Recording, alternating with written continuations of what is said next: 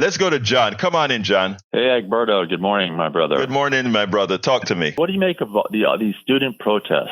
And I have an angle on it. In every one of those students I see protesting, I'm not talking about the anti-Semitic provocateur, because there are very few of those. Don't let the mainstream media fool you. I have spoken directly to Mark Thompson, who was at the university for several days. If you listen to Antonia Hilton, who's been at the university for several days, most of this stuff is done. By the way, inclusive within this demonstration are a large number of Jewish students. So what the media is trying to portray is just propaganda. But that said, you have to also remember that just like those kids are doing on campus, that was me on campus at the University of Texas. So that is deep in my heart, the idea that free speech and we must protest against things that are going wrong. I think it is occurring early enough that it won't take us back to 68. But I'm interested in your thoughts. I've seen enough clips of 1968. Doesn't it remind you of that? Yes. The police on horses coming in with batons and busting in Hamilton Hall at Columbia. Yeah. And, but the difference is how I assume Governor Abbott managed UT Austin versus how Gavin Newsom's managing UCLA. Ultimately, there has to be some law and order. I mean, otherwise,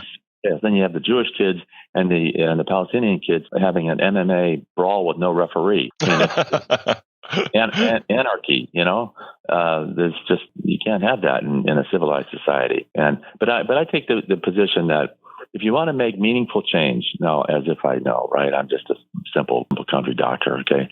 The people who made meaningful change in history, the ones that I like, are Gandhi, Martin Luther King, and Nelson Mandela. Those are icons of peaceful, meaningful change. And I don't know how that would work in the current situation, but that's what I would back. Let me push back a little bit here, because the same animosity that these kids that are protesting are getting right now, it's the same animosity Martin Luther King got, if not worse. And the funny thing about it is Martin Luther King wasn't only getting it from the establishment, but he was getting it from some of the people in the Black community. The same occurs with Nelson Mandela, right?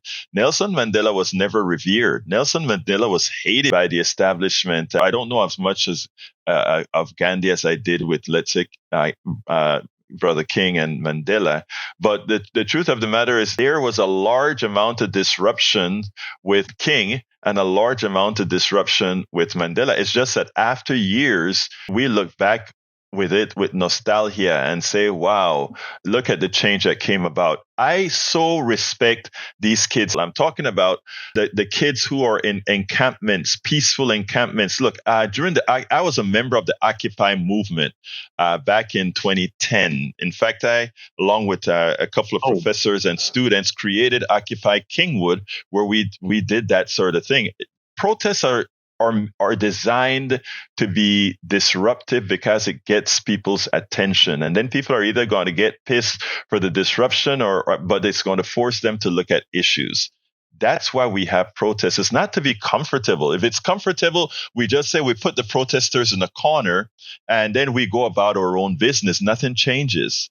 So I'm a big advocate of protest. I'm not an advocate of destroying stuff. But what's interesting is a lot of the destruction usually doesn't occur from the protesters, but it's usually the interaction between the cops and the anarchists or that sort of thing. So ultimately, you got to have some law and order. You got to have civilized. You can have civilized discourse, honorable disagreements, peaceful protests, and like you said, marches and encampments, and like the Occupy Wall Street or the I assume you're talking about Occupy Wall Street. Yeah, it's Occupy Wall Street, but the mantra was the umbrella was Occupy Wall Street, but we had Occupy Kingwood, Occupy San Diego, Occupy Austin. Yeah, we had all these different encampments.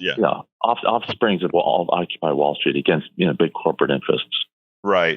But let me tell you, Ben, let me just say one thing, John, and this is, I think is important, right? When you have your own comfort, it is easy for you to tell those that are discomforted. And let me be specific. As a Black, I always say, I'm a Afro-Latino Caribbean man. just wrote a book about that. Anyway, the thing about it is when you are the one that's aggrieved, it can be frustrating when others tell you, take it easy. Wait, don't disrupt things to get what you want. When the reality is your life as the aggrieved is in a constant state of disruption. That is what a lot of people many times don't understand. You are asking the folks that are comfortable or asking those in a permanent state of discomfort to hold on a bit longer till it's comfortable for us to make you a bit more comfortable.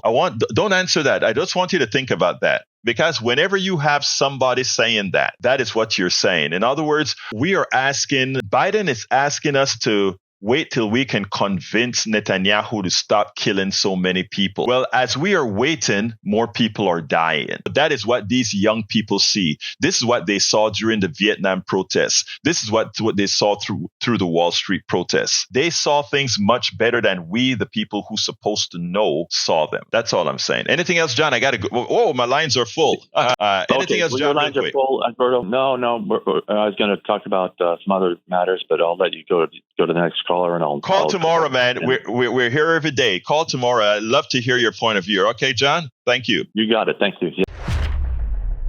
We spend a lot of time deconstructing the news, trying to parse it into a form that everybody can understand. We try to find those little nitpicks where it flies above the fray, etc.